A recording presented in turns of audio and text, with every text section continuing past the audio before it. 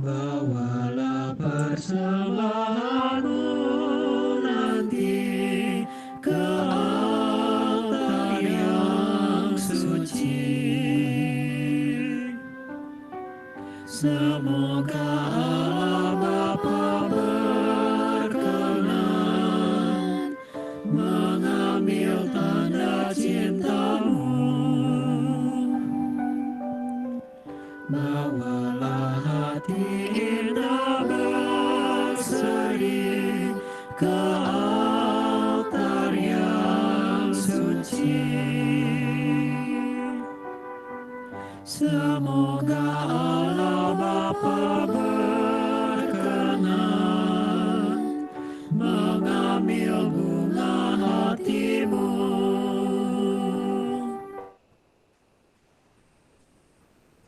Selamat malam dan selamat datang saudara-saudari yang terkasih di acara Ignition Spiritual Exercise pada malam ini. Saya Siska dan saya akan menjadi moderator buat sesi kedua dari 8 sesi ini yang tema besarnya latihan rohani dengan kitab Perjanjian Lama, sepucuk surat cinta dari Tuhan yang akan dibimbing oleh Romo Henry. Pada sesi kedua hari ini kita akan fokus dengan topik biarlah cahaya bersinar. Malam ini kita akan diajak untuk merenungkan Genesis chapter 1 verse 3 sampai 5, Proverb chapter 2 dan Proverb chapter 4 verse 1 sampai 9. Mari kita mulai sesi kedua ini. Silakan Romo Henry membuka acara Ignition Spiritual Exercise ini dengan doa pembuka. Terima kasih Siska atas pengantarnya. Kita masuk ke acara ini. Kita buka dengan pencerahan dari Santo Ignatius, Bapa dan Putra dan Roh Kudus. Amin. Ambillah Tuhan dan terimalah seluruh kebebasanku, keingatanku, pikiranku, dan segenap kehendakku, segala kepunyaan dan milikku. Engkaulah yang memberikan padamu, Tuhanku kembalikan semuanya milikmu. Pergunakanlah sekehendakmu, bila aku cinta rahmatmu cukup itu sudah bagiku. Amin. Kudus, amin. Baik, saudara-saudara sekalian, kita melanjutkan acara latihan rohani, sesi dengan perjanjian lama, latihan rohani dengan perjanjian lama. Jadi ketika saya mulai ini minggu yang lalu dan juga beberapa minggu yang lalu sudah persiapan, ada yang bertanya kepada saya ketika itu satu Cindy yang juga hadir di sini, kebetulan dia tanya ketika itu, Romo katanya ini temanya yang mana ini, minggu keberapa ini? Jawaban saya ya semuanya, ada minggu pertama, ada minggu kedua, ada minggu ketiga, ada minggu keempat juga. Jadi kita semua ada 8 sesi di sini. Jadi ini mini version, jadi versi padat dari latihan rohani yang biasa dilakukan selama 30 hari yang atau seperti yang kita tahun kemarin itu yang versi anotasi 19 yang cukup panjang gitu ya, sampai 9 bulan. Tapi ini ada juga versi yang ya kita 8 minggu atau bisa juga 8 hari biasanya kita melakukan retreat seperti ini. Kita mencoba mencakup semuanya. Minggu kemarin itu baru pengantar saja. Basisnya itu adalah perjanjian lama ya. Karena kita juga bisa merenungkan latihan rohani, melakukan latihan rohani dengan kitab suci, yaitu kitab perjanjian lama. Kitab inilah yang dulu dipakai oleh Yesus dan murid-muridnya ketika mereka berdoa, ya berdoa dengan the Hebrew Bible, kitab perjanjian lama seperti itu. Jadi itu sedikit background-nya. Hari ini kita menyinggung tema, sebetulnya tema minggu pertama, yaitu apa yang dikatakan oleh Santo Ignatius sebagai principle and foundation ya, asas dan dasar. Jadi kalau kalian ingat, Santo Ignatius mengatakan, manusia diciptakan untuk memuji, menghormati, serta mengabdi Allah, Tuhan kita. Nah, itu menyelamatkan jiwanya. Ciptaan lain di atas permukaan bumi diciptakan bagi manusia untuk menolongnya dalam mengejar tujuan ia diciptakan. Lanjutkan bahwa karena itu manusia harus menggunakan sejauh itu untuk menolong dan mencapai tujuan tadi. Tujuan tadi itu. Tujuan pertama itu memuji, menghormati, dan mengabdi Allah. Ya. Memuji, menghormati, dan mengabdi Allah. Di manusia untuk mencapai tujuan itu, dengan melepaskan diri dari bara-barang sejauh itu merintangi dirinya. Karena itu kita perlu mengambil sikap lepas, bebas terhadap segala ciptaan tersebut, sejauh pilihan merdeka dan ada pada kita dan tidak ada larangan. Terus terakhir, maka dari itu kita tidak memilih kesehatan lebih dari sakit, kekayaan lebih dari kemiskinan, kehormatan lebih dari penghinaan, hidup panjang dan lebih dari hidup pendek.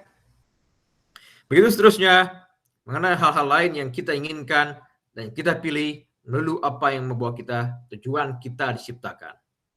Ya. Tujuan kita diciptakan itu apa? Puji, menghormati, serta mengabdi Allah.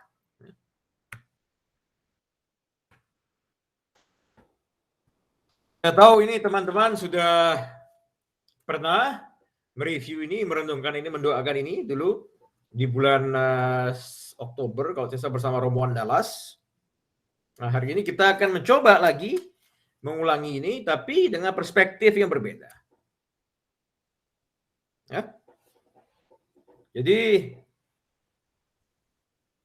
malam ini kita menggunakan kitab Perjanjian Lama. Yang pertama itu adalah kitab Kejadian, Genesis ya. Mengatakan Tuhan berkata, let there be light. Biarlah ada terang dan adalah muncul terang tersebut ya. God said, let there be light and there was light. Okay.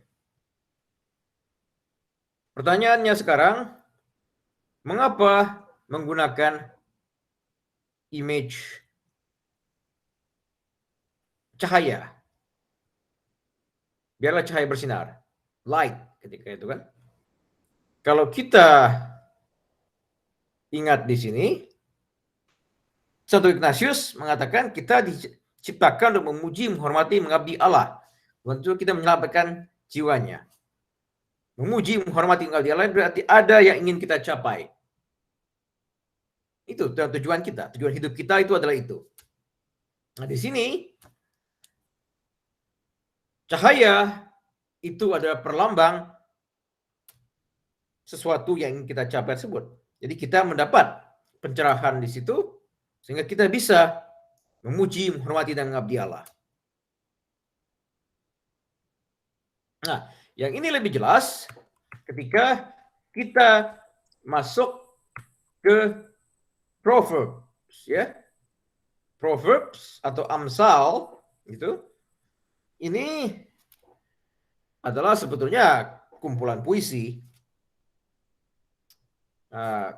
Sekali lagi ini bukan Bible study, jadi kita tidak akan mendiskusikan Proverbs atau Amsal secara detail, tapi ini one of the poetry, poems ketika itu tentu beda dengan puisi zaman sekarang atau puisi yang mungkin dibacakan oleh Agem sebagainya seperti itu. Tapi di sini Proverbs ini menceritakan orang berusaha mencari kebijakan, pursue wisdom. Ini kurang lebih sama dengan principle foundation tadi ya. Praising, reverencing, serving God. Memuji, menyembah dan melayani Tuhan. Itu sebagai tujuan akhir kita. Seperti kita mencari sumber kebijaksanaan tadi. Yaitu pada Tuhan. Jadi Santo Ignatius itu menggunakan bahasa desire. Apa yang kita inginkan ketika itu. Dan pilihan. Pilihan untuk mencapai tujuan itu, yaitu memuji, memuliakan Tuhan dan melayani Tuhan tadi, kita harus meninggalkan hal-hal yang merintangi kita. Oleh karena itu, ini dikatakan sebagai great desires, latihan rohani. Ya. Nah, untuk itulah dikatakan seperti the pursuit of wisdom. Kita berusaha mencari kebijaksanaan di sini. Nah, di sini kitab Proverbs itu Amsal itu merupakan kitab yang cocok untuk atau sepadan menceritakan bagaimana kita berusaha mencari kebijaksanaan tersebut.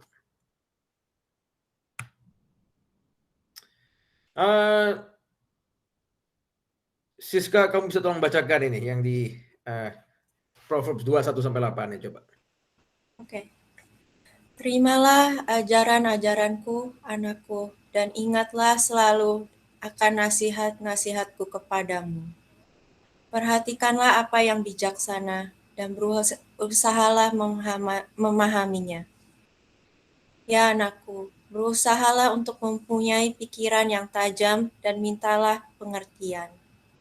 Carilah itu seperti mencari emas, dan kejarlah itu seperti mengejar harta yang terpendam.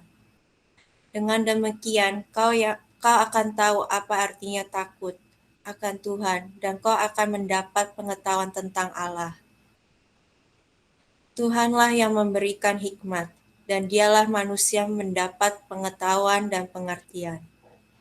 Kepada orang yang tulus dan tak bercela, diberikannya pertolongan dan perlindungan.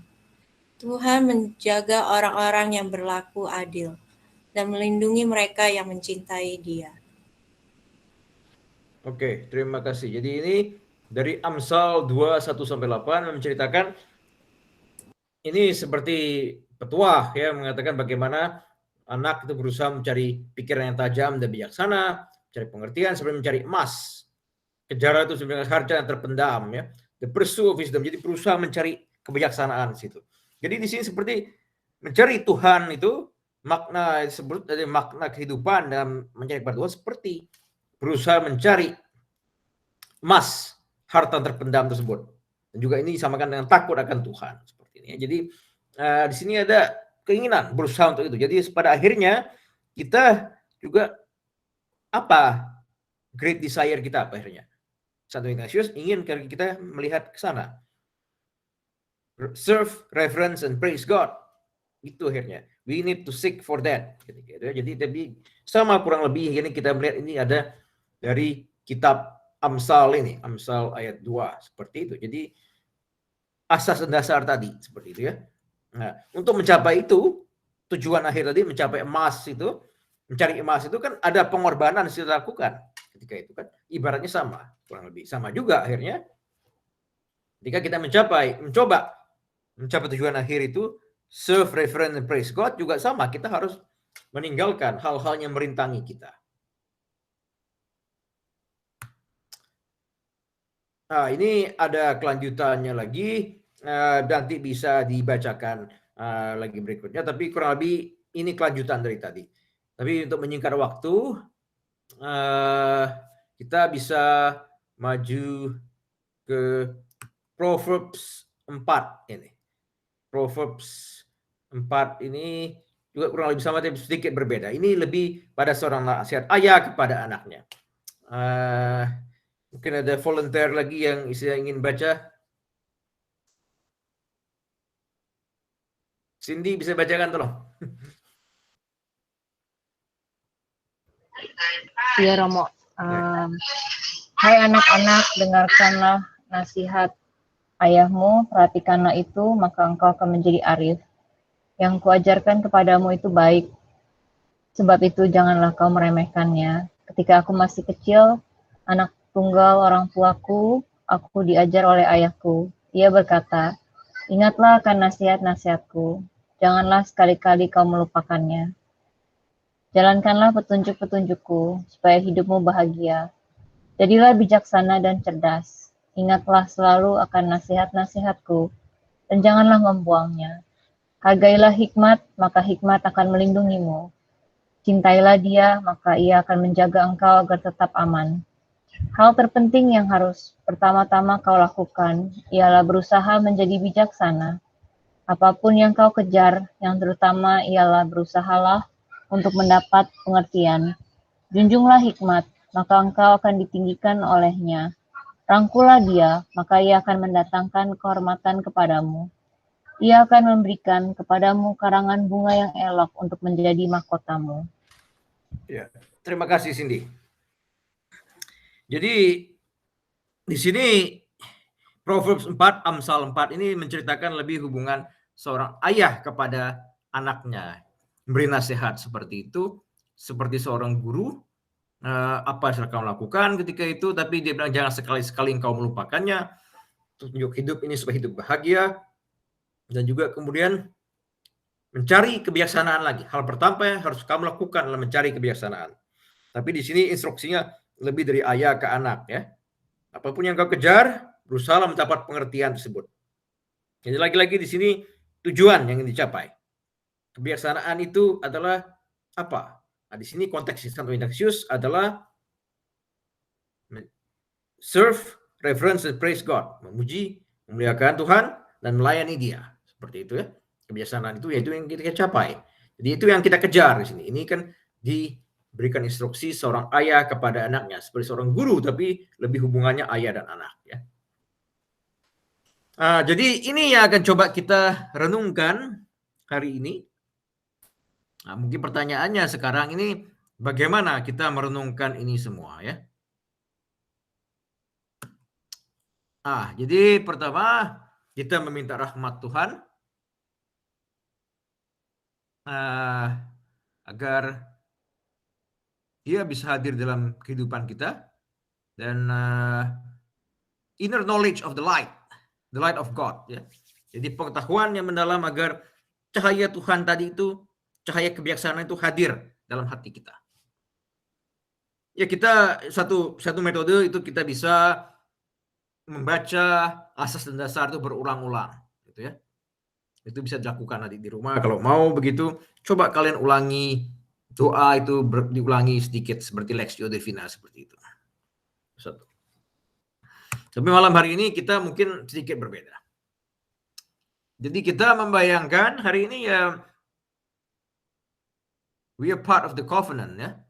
Jadi kalau seperti Olimpiade baru-baru ini ada torch itu kan ada obornya itu yang diberikan dibawa gitu kan mulai dari Athens sampai ke Jepang sampai akhirnya dinyalakan seperti itu. Terus diteruskan begitu ke orang berikutnya. Kita membayangkan juga bagaimana. Jadi obor ini sudah diteruskan ke kita. Pass to us from generation to generation ya. The light as legacy reflect to this day begitu kan. Jadi kita mendapat ini seperti kebijaksanaan tadi diteruskan mulai dari Abraham, Isaac, Jacob, Moses, David, Jesus, Peter, Paul, Santo Ignatius dan terusnya sampai ke kita. Kita bisa mencoba membayangkan itu ya. Ini satu scene-nya juga kalau ini Olimpiade 96 ketika itu Janet Evans dan Muhammad Ali ini sekedar saya taruh saja ini karena Ali yang ketika itu sudah Parkinson harus kesusahan menyalakan itu quadron ketika Atlanta Olympic ketika itu. Nggak tahu Yoshiko sudah ada belum di Atlanta tahun 96 gitu ya. Nanti saya kembali lagi ke gambar ini. Metode prayer yang lain itu kita bisa membayangkan hadiah dari Tuhan terhadap kehidupan kita ya. Beacon that of light that illuminate us, guide us through our life ketika itu. Jadi apa cahaya yang telah membimbing kita? Seperti tadi itu kan dikatakan bahwa seorang ayah memberi kebijaksanaan kepada anaknya, memberi petunjuk kepada anaknya. Jadi kita bisa melihat ke belakang ketika itu apa yang telah kita alami dalam hidup ini sehingga kita mendapat cahaya tersebut sehingga kita melihat. Jadi melihat hidup kita ke belakang juga seperti ini. Jadi di sini kita bisa melihat siapa yang telah mengajarkan kita seperti sosok ayah tadi kebiasaan itu. Nah, gambar ini dari langit-langit di gereja San Ignacio di Roma. kalau kalian melihat di situ mungkin kurang jelas ya, ini ceritanya Santo Ignatius ada yang di sini, ada juga beberapa Santo Xaverius di sini. Semuanya ini masuk surga, disambut oleh Yesus dan Bunda Maria seperti ini. Ini dari di langit-langit gereja San Ignatius. Nah, kalau saya mendoakan doa hari ini, ya saya melihat ke belakang dalam kehidupan saya ya. Bagaimana itu obor itu teruskan sampai akhirnya saya meneruskan, karena saya tidak bisa membayangkan dulu ketika saya masih kecil sebagai anak kampung, sampai suatu hari saya bisa di Roma dan menyaksikan langsung lukisan ini di gereja San Ignacio ya. Ketika saya masih sekolah di SD ketika itu, saya salah satu santo yang pertama kali saya tahu itu adalah Santo Fransiskus Xaverius. Ya, karena pelajaran agama, karena cerita Katolisisme di Indonesia dia yang membawa ketika itu ya ke Maluku segala macam. Jadi saya mendengar nama dia. Kemudian ya saya tidak sempat sekolah di sekolah Jesuit ketika itu.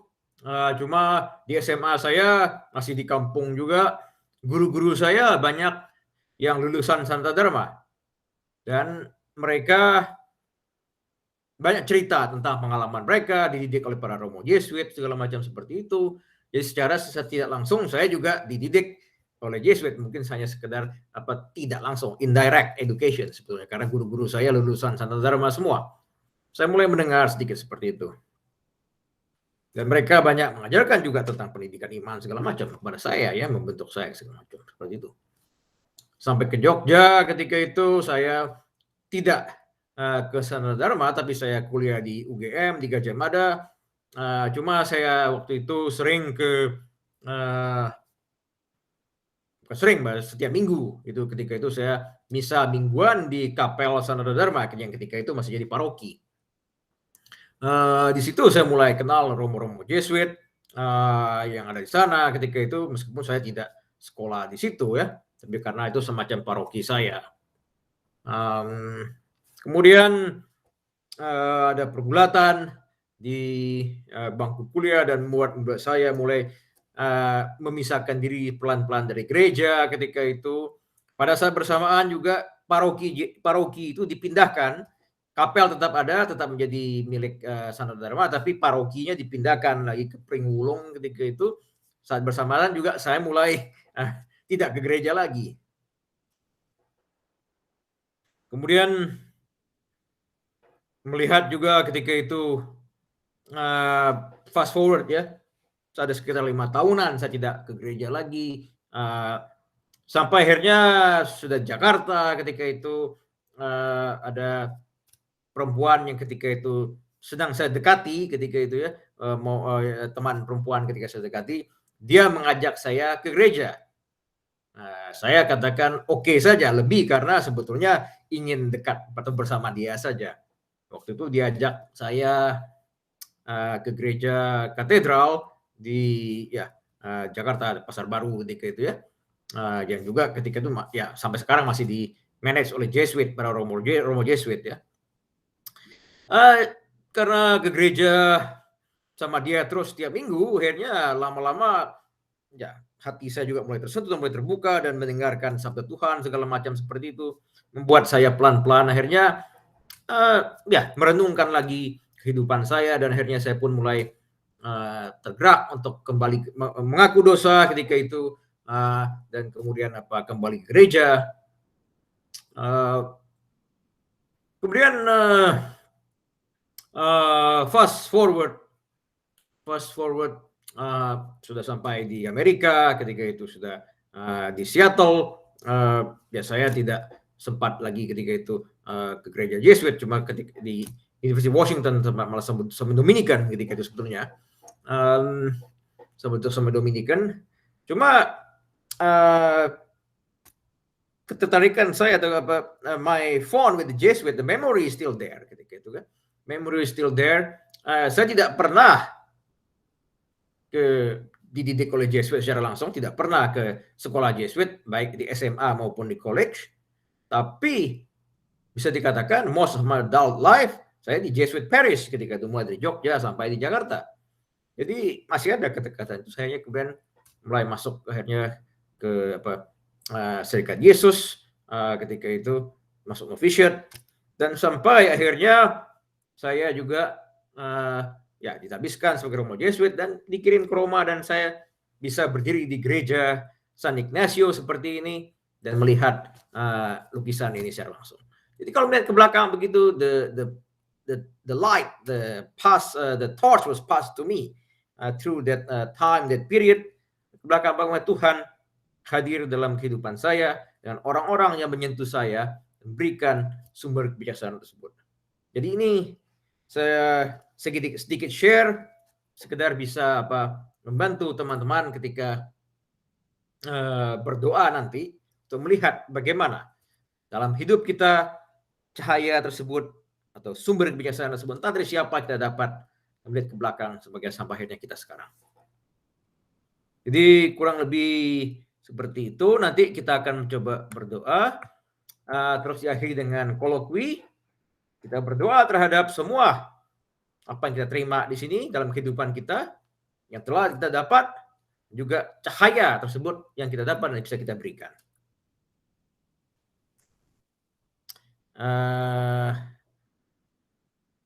Saya pikir begitu dulu. Jadi kita siap-siap masuk ke meditasi ini.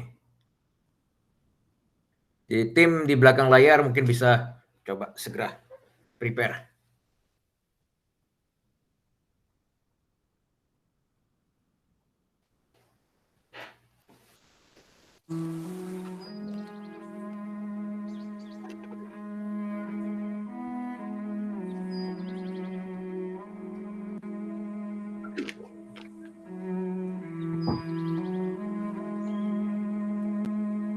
Nah, kita mempersiapkan hati kita.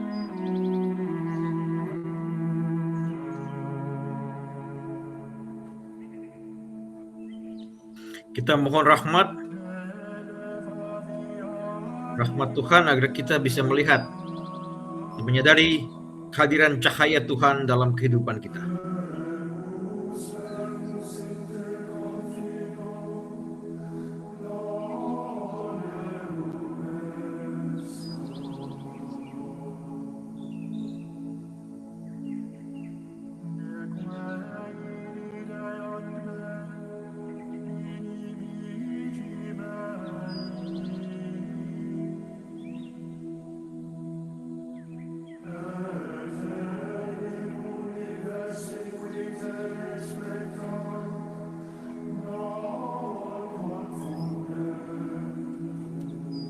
Sekarang kita mencoba melihat ke belakang dalam kehidupan kita.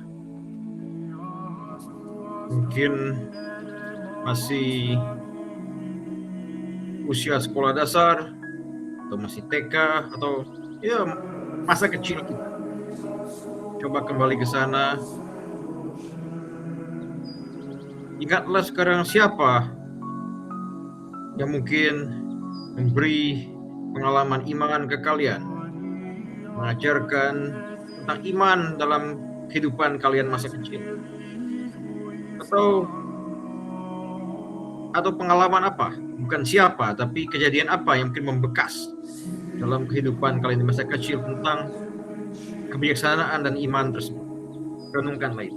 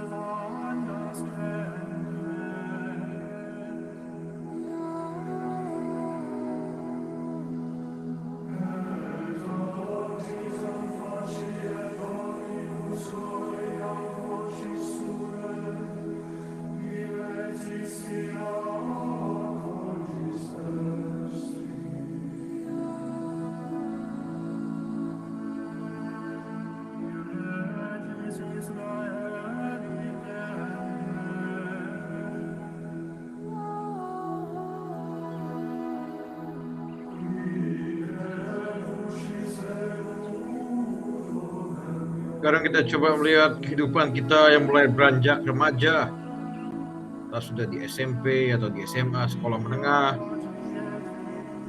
Ingatlah siapa kejadian apa yang membekas dalam hati kalian, dalam hidup kalian, yang memberikan kebijaksanaan atau pengalaman iman, atau juga pengetahuan tentang Tuhan. Ingatlah, renungkan kembali masa-masa tersebut.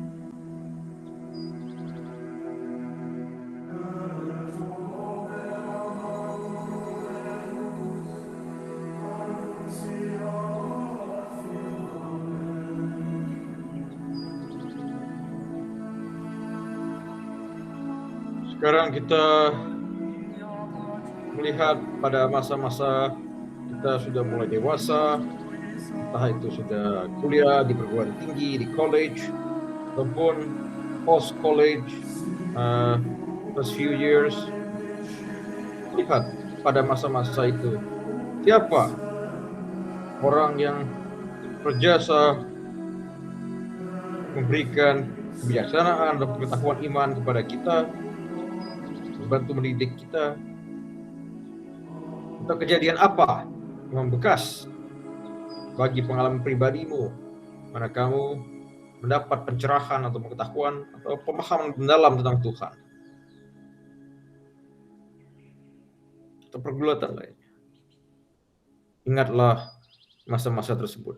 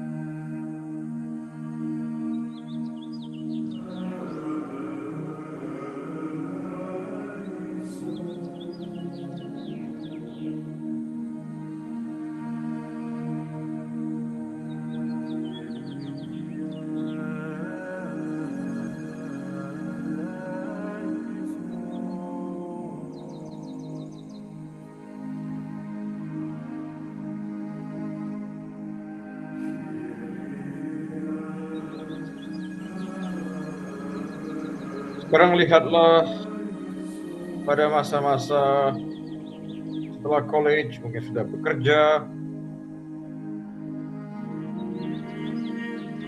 pada awal bekerja ataupun sudah terlibat pekerjaan yang mendalam ketika itu membangun karir, mulai mandiri dari orang tua. Ingatlah masa-masa itu. Dan ingatlah juga siapa yang mungkin jadi guru bagi kamu, atau bagaimana pengalaman imanmu ketika itu kamu terpanggil mencoba mencari lebih dalam tentang makna kehidupan dan mengenai tentang Tuhan. Ingatlah pada masa-masa tersebut.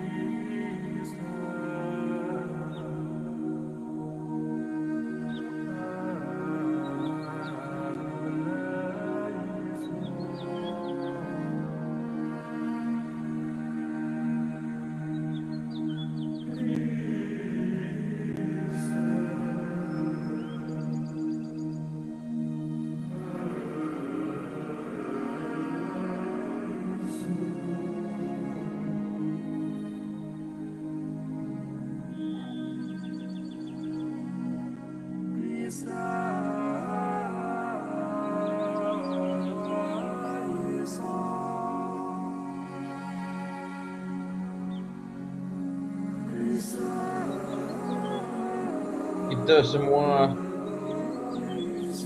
berada dalam tahap kehidupan yang berbeda.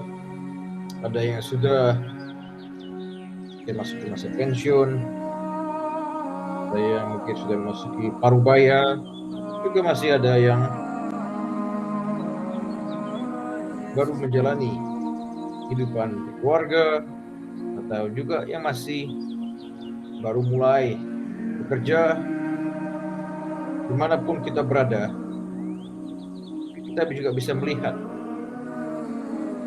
ke belakang 10 tahun terakhir atau 20 tahun terakhir. Bisakah kalian melihat? Kalian juga menerima api atau obor atau cahaya tersebut yang diberikan ke kalian.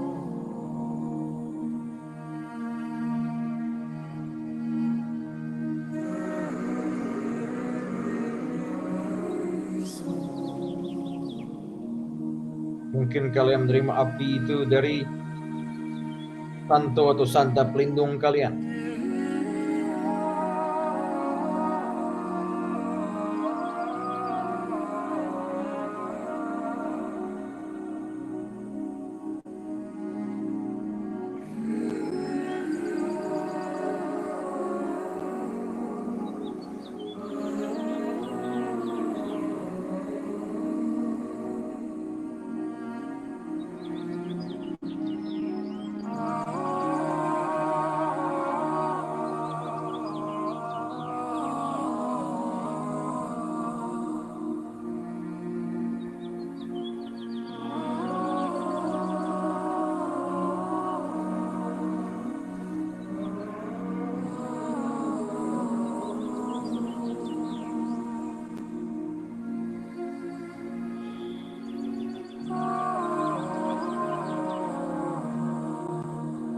Atau mungkin kalian menerima api tersebut atau obor tersebut dari pemimpin di gereja kalian. Mungkin gereja lokal, para romo mungkin yang dekat dengan kalian, atau orang lain di gereja. Coba renungkan.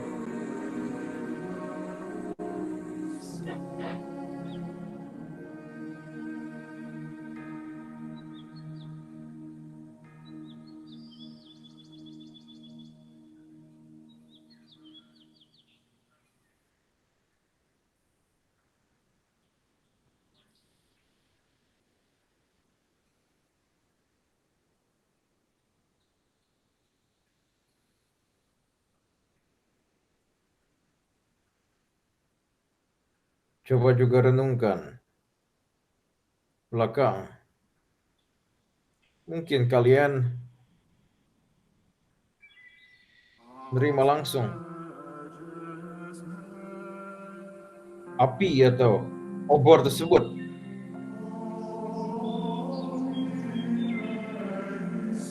dari Yesus sendiri dalam pengalaman pribadi kalian. Yesus ingin kalian meneruskan obor tersebut yang Dia berikan ke kalian.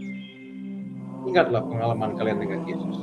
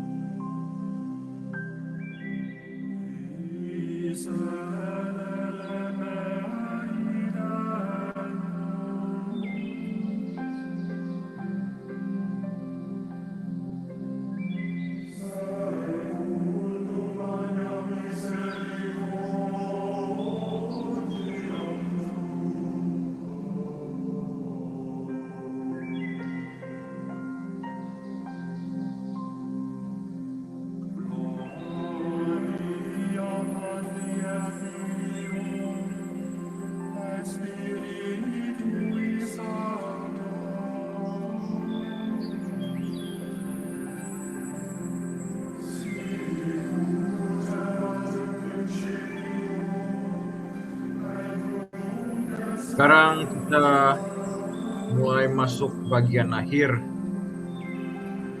dari meditasi malam hari ini. Kita pertama-tama mendatangi Allah Bapa. Bayangkanlah kalian bersama Allah Bapa.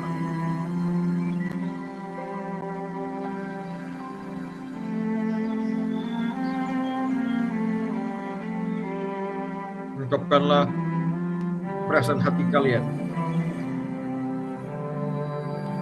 Ungkapkan terima kasih terhadap semua cahaya kebijaksanaan dan cahaya terang yang kalian terima kehidupan sejak masih kecil sampai sekarang, dan apa yang ingin kalian lakukan. Bicaralah dengan Allah Bapa.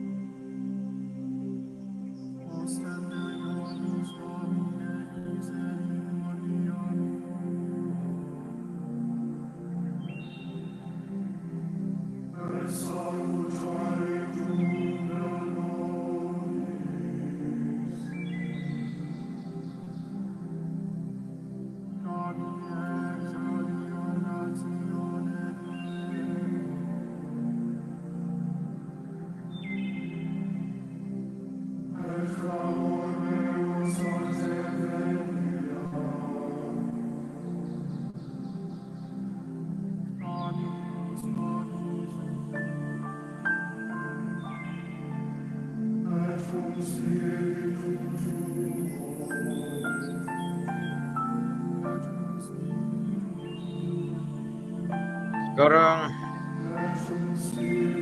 kita habiskan waktu bersama Yesus.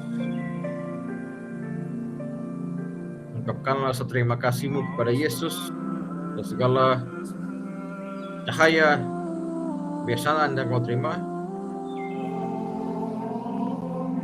Ungkapkanlah perasaan hatimu, maka engkau bersedia untuk memuji, memuliakan dan melayani Dia sebagai tujuan akhir dari kebiasaan yang ingin kalian capai.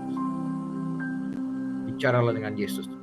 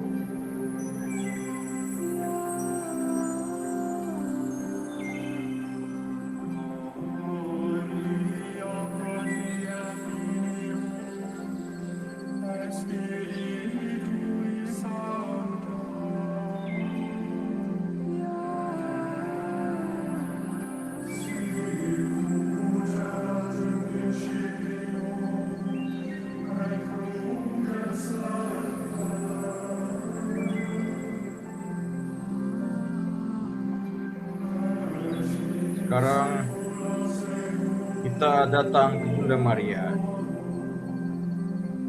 Bayangkanlah kalian berhadapan Bunda Maria dan berbicara dengan Bunda dan mengutarakan isi hati kalian, ungkapan terima kasih, dan juga apa yang ingin kalian capai dalam mengejar kebijaksanaan ini untuk memuji, memuliakan, dan melayani putranya. Ungkapkanlah itu semua kepada Bunda dan juga dengarkanlah apa yang ingin Bunda katakan.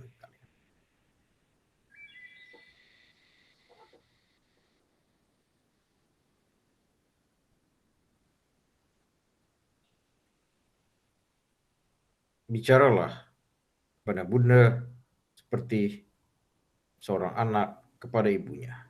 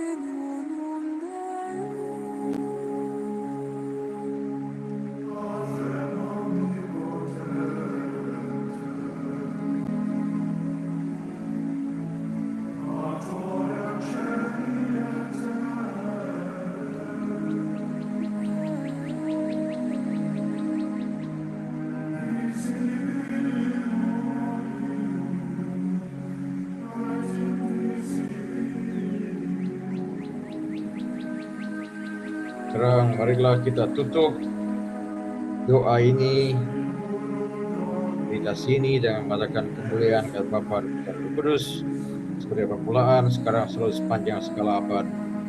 Amin.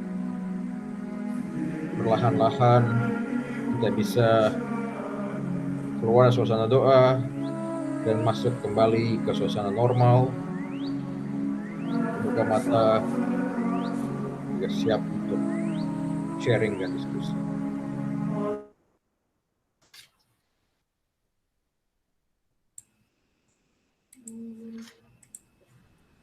Terima kasih Romo atas bimbingan meditasinya. Sebelum kita mulai dengan sharing session, WKC ada beberapa pengumuman. Mbak Mayo atau panitia, tolong bisa buka pengumumannya.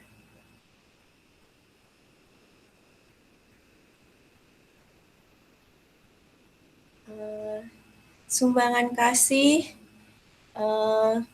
for tonight's meditation, saudara-saudari bisa menyumbang kolekte melalui cek payable to WKCU. Cek dikirim ke mail kepada Marcella Raharjo. Alamatnya ada ditulis. Terus kalau mau elektronik bisa dikirim melalui Zelle yang dialamatkan kepada jovaratri@gmail.com. Sumbangan melalui cek atau secara elektronik tolong diberikan note ISI. Terima kasih.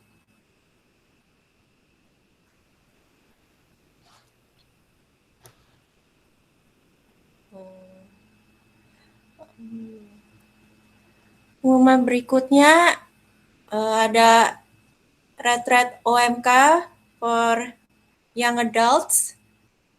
Temanya Courage and Suffering, Finding Grace in the Darkness, dibimbing oleh Romo Henry.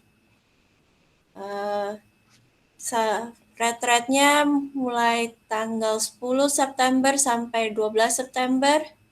Jika ada yang tertarik, please contact Eric atau saya.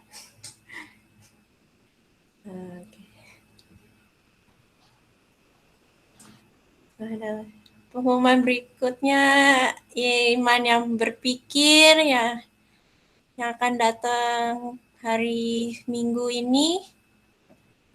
Temanya pengampunan dosa, karakter radikal dari iman Katolik yang dibimbing oleh Romo Henry. Dimulai jam 5 hari Minggu ini. Terima kasih.